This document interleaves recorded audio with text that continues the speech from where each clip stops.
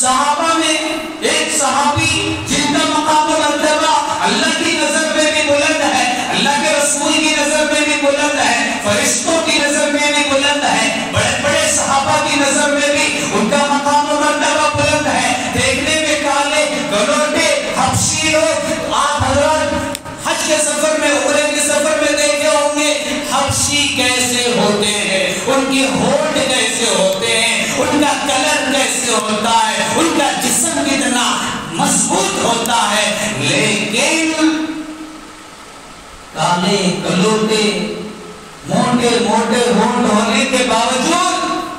حضرت بلال حبشی رضی اللہ تعالی عنہ کا مقام و مرتبہ کیا تھا؟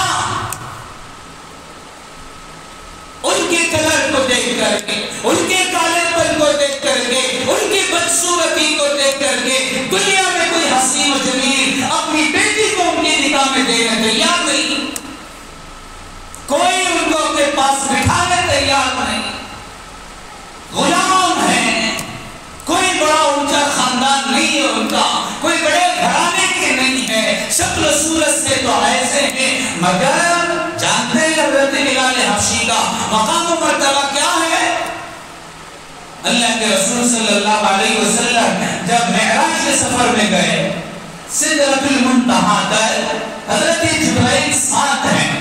ساتوں آسمانوں میں حضرت جبرائیل اللہ کے نبی کے ساتھ ساتھ ہیں، ساری چیزیں بتاتے جا رہے ہیں، یہ فلاں یہ فلاں یہ نبی یہ فلاں نبی، یہ ساری چیزوں کا تعارف اللہ کے نبی کو حضرت جبرائیل کراتے ہوئے سفر کرایا۔ جب سدرۃ المنتہا آیا تو حضرت جبرائیل نے اللہ کے نبی صلی اللہ علیہ وسلم سے یہ کہہ کر کے واپس ہو گئے، یا رسول اللہ السلام علیکم، اب میں واپس نکلتا ہوں، یہاں سے آگے اگر قدم رکھوں گا میرا پر جل جائے گا،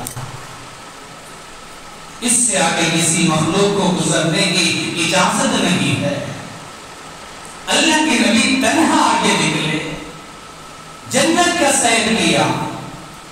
جب جنت میں جا رہے تھے اللہ کے نبی تنہا ہیں، اکیلے ہیں، کوئی آس پاس چلنے والا نہیں ہے، مگر اللہ کے نبی صلی اللہ علیہ وسلم کے آگے آگے کسی کے چلنے کی آواز آ رہی ہے۔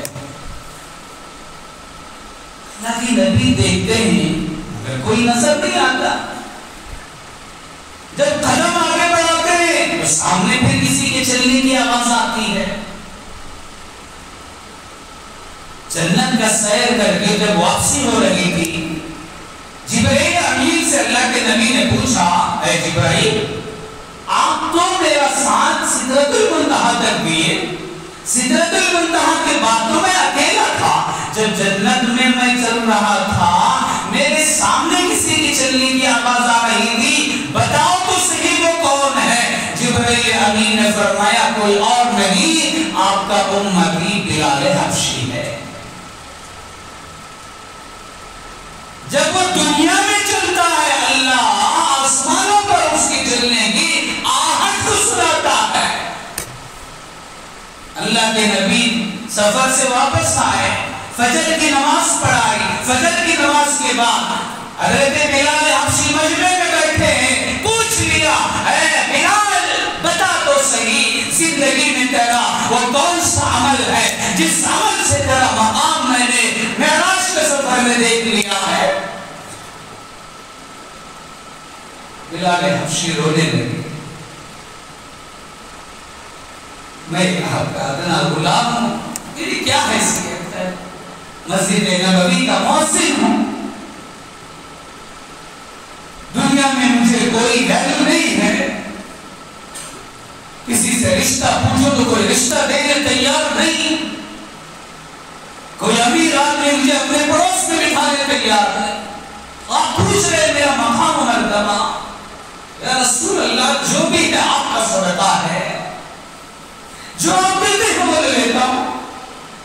نہیں بلال بتاؤ کوئی عمل ہے آپ کا ایسا؟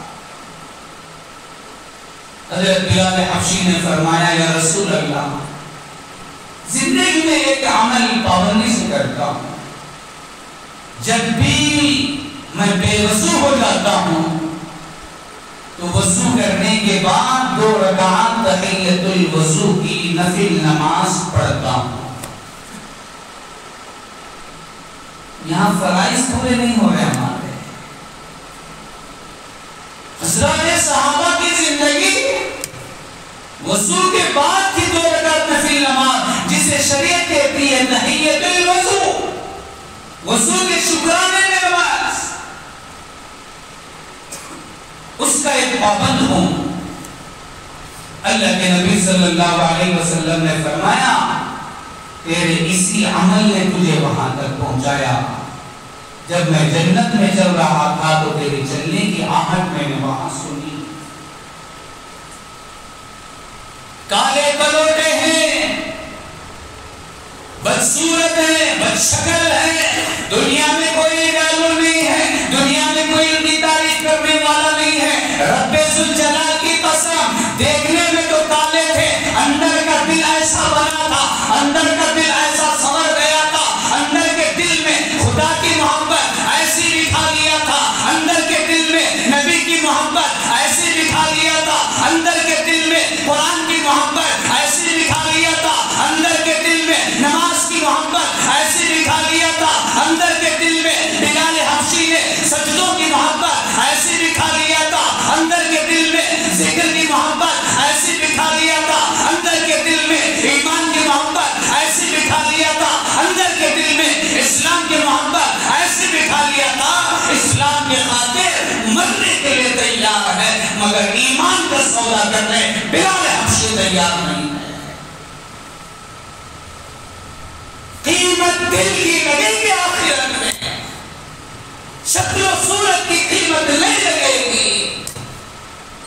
دنیا میں تمہارے شکل و صورت کی تعریف ہو سکتی ہے، دنیا میں تمہارے کپڑوں کی تعریف ہو سکتی ہے، دنیا میں تمہارے جوتوں کی تعریف ہو سکتی ہے، دنیا میں تمہارے سوٹ بوٹ کی تعریف ہو سکتی ہے، دنیا میں تمہاری خوبصورتی کی تعریف ہو سکتی ہے، دنیا میں تمہارے مال و پراپرٹی کی بنیاد پر تعریف اور واہ واہ ہو سکتی ہے. خدا کی قسم، رب ذوالجلال کی قسم، موت کے بعد کی زندگی میں اگر کسی کی قیمت لگے گی وہ دل